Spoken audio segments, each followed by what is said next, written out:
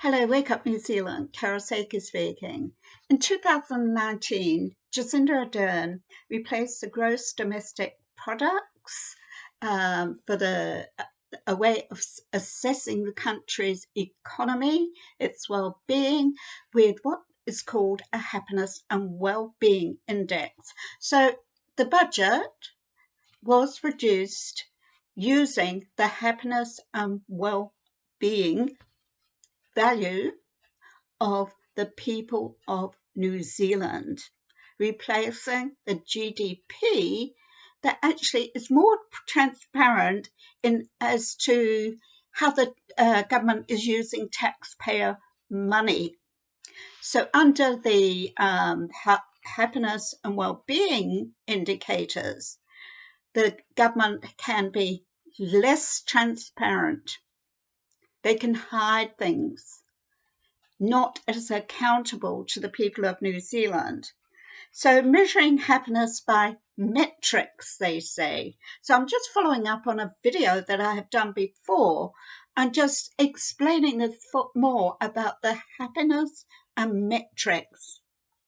So it's about quantifying what is subjective opinion, depending on the socio-economic status of culture, mood, psychology, psychological factors. So that is very inappropriate. It can't be accurate because it's multi-layered, multi-dimensional, and multifaceted. So you cannot measure happiness that way. So the overall quality of people's lives varies from person to person and what makes them happy. Their different lifestyles, their experiences, their personal preferences, their health determines, the expectancy of your health and how you live, how healthy or not healthy you are. So, and whether you are surviving in an economy, whether you're struggling with rents and looking after children, etc. You may be an elderly person. You might be happy enough. You may be in a sad situation where you're living with family and it's not working. You may feel like a burden. You might go out and be with your friends in a club, a friendship club, and be happy as, and go home and feel as sad as. So how can you measure that? You possibly can't. So happiness is the state of mind with multiple interpretations. So psychological factors, you can't measure happiness. There's so many uncertainties. So it depends on a multiple of variables. It's more about the dark side of politics and controlling the population. And it's about academia and biases in data and different as to determine what people's lifestyles are and their personal preferences. And the metric happiness index is all done by interpreting data, and it's biased because everyone has feelings. And the person who is putting that data in, or the people, they too are bringing their own biases into it, or how they prefer the political ideology biased.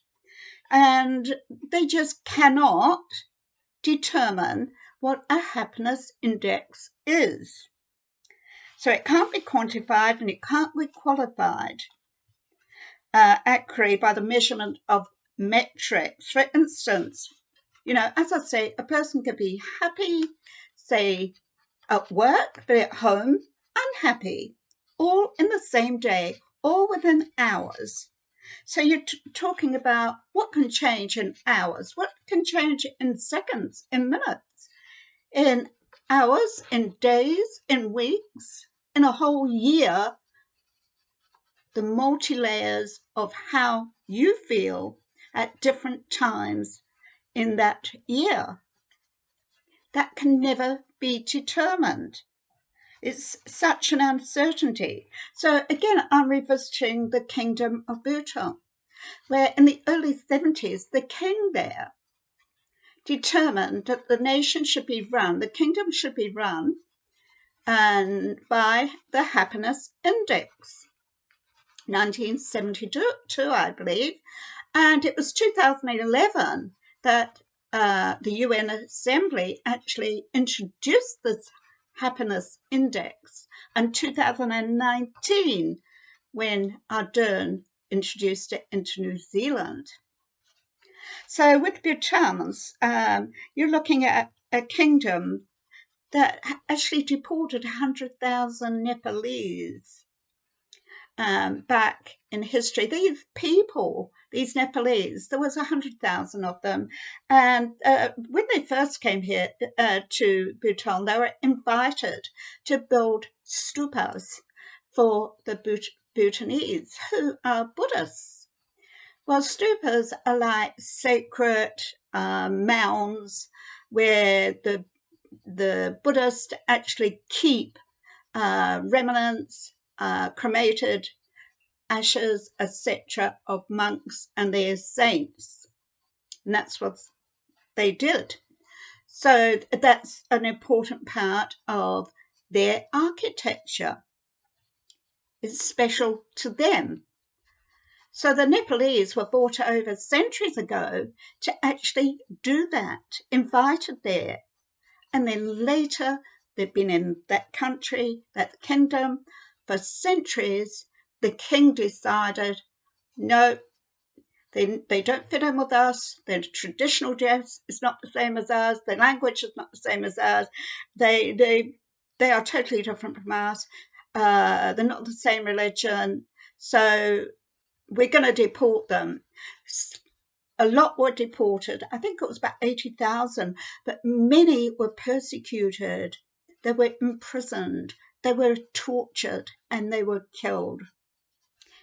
This is the Kingdom of Bhutan that actually in 2007 went worldwide with the embracing of the Happiness Index. So the reason I'm talking about this now is because the countries are embracing it, and they praised Ardern when she actually introduced it into New Zealand. But what's Bhutan like now? It's become globalized, sustainability, very poor people in that country. There are restrictions on freedom of speech, freedom of assembly, just like there is everywhere else. There's people in poverty. The health and education system is failing. And this is what is happening in this place that these globalists will talk about as the place of happiness to live. And no one is told this story, but we still, in New Zealand, our government embrace the Happiness Index and use it. But you can't determine what happiness is. Philosophers have been trying to do that for centuries and still can't. So in 2019, World Happiness Assessment Report, Bhutan came 95th. So they talk about the education, health sectors and serious problems, family violence, human trafficking, and the people's health, increased cardiovascular diseases, cancer and diabetes. And yet you're talking about a kingdom of Buddhists when they introduced this happiness index were of training the mind in contentment, in peace, with very little materialistic stuff around them. They weren't materialistic, very simple, and that's how they were. And this is how it has changed. So they're right into the climate change. And yet in the Kingdom of Bhutan, the Himalayas, we have 3 different types of climates. In one area, they grow rice and potatoes in cold areas and oranges in the hotter areas. And that's how it is. 3 types of climates in 1 year. So Bhutan, like most UN member states, are vetted with this global psychology of this psychological warfare, the repression, the oppression, and the suppression and recession, all of that, unemployment, poverty, and there's no signposts of certainty for the Kingdom of Bhutan. It's isolated geopolitically. It has very dangerous neighbours. It's got China on one side, and you've got India as a neighbour, and the Kingdom of Bhutan is actually landlocked. So it's not a happy situation. There are massive problems.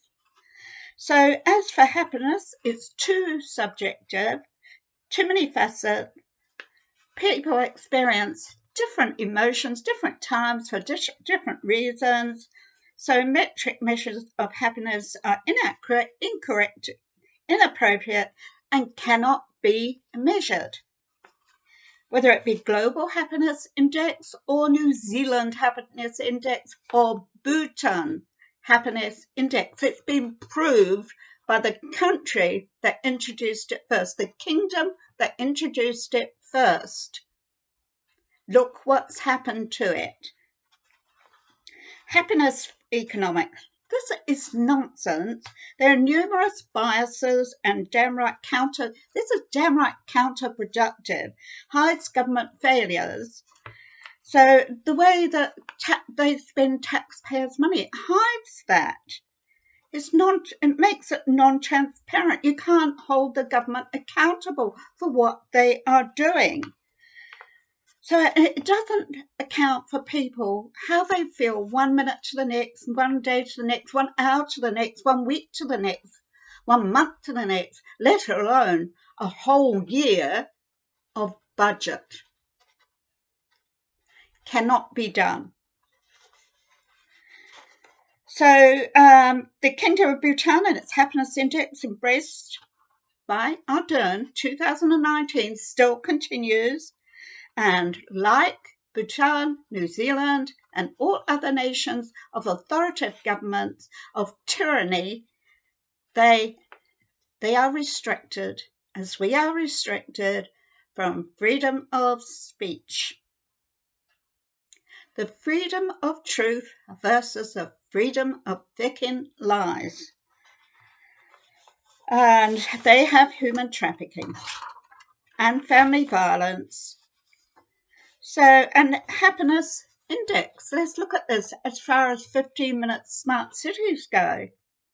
Smart approaches at measuring happiness means mobilizing an ever-increasing array of mobile apps, behavioral data that aims to sense, explain our measurements of happiness. A popular approach for authoritarian governments.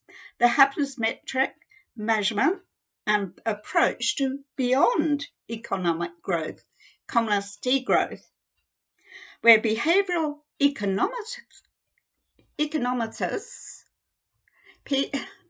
sorry people, it's late tonight, but where behavioral economists are highly influential in public policy agendas. So I'll say that again. You have behavioral economists that are highly influential in public policy agendas on the world stage in UN nation countries. But whatever happens on the world stage happens in New Zealand. So you've got the Happiness Index of Smart 15 Cities, informed by predictive behavioral analytics, wearable emotional censoring, mass surveillance, tracking your mobile phone, where you are, whom you are with, what you're doing. When you go to the doctor, because of virtual doctor's visits on the phone, we've experienced that during COVID-19, practicing that. So individuals that are mapped, measured, and managed, controlled through crisis events, measuring happiness, redefining observable behavior that can be observed, monitoring persons' mental aspects. And now we've got these happiness studies in neuroscience, genetic evidence, and comparable measurements to define what happiness means. The serious limitations, what's happening within our minds and what's happening in our personal outside world, cannot be determined by happiness indexes. So if people have mental health issues and they're happy, what does that make it? What if an elderly person feels a burden at home to family members and is unhappy, then goes out to a friendship club for the elderly and is happy in their surrounding? This can all happen within an hour. So how do they determine happiness index? Happiness is based on policy making. It's a vague term meaning different things to different people. It's impossible to come up with a definition that captures all aspects of happiness and well-being for every person. The nature of happiness, there's no simple theory about the nature of happiness, because happiness is extremely complex and it's multifaceted. When the government say this is our budget 2023 with our happiness and well-being indicators, just remember it was Bhutan that started this off. It was the UN in the 1970s, early 1970s, was Bhutan, the Kingdom of Bhutan. And in the UN General Assembly in New York in 2011, they adopted Bhutan's happiness indicators. And they used those for the world's happiness indicators globally for every country. And New Zealand uses it for their policy making to determine that you are all happy no matter what they do to you. It's about what the government desires, not what you desire. So measuring happiness is a quantitative metric terms. In metric terms, it's a disillusionment. It's insane. It's corrupt. It re-victimizes a nation that is actually in a sorrowful state, that is plundering because of the government that has determined we have a happiness indicator. It's more about re-engineering people's behaviors, destroying personal identity, destroying peace and happiness, and what is being pursued behind the closed doors of Wellington, the toilet bowl of Wellington, the cesspit of Wellington, the dark side of politics. And since Ardern came into government, since Labour led the socialist regime, people should look in history at what has happened in socialist regimes. Try Stalin for number one. Do you want to be peasants and follow this, embrace this happiness index of well-being? Or do you want your freedom of choice, to hang on to your dignity and your own self-respect, knowing that you can make choices for yourself, that they, the government, are not making choices for you? They are there to serve you. We are not there to serve their ideologies or their happiness index. Wake up, New Zealand.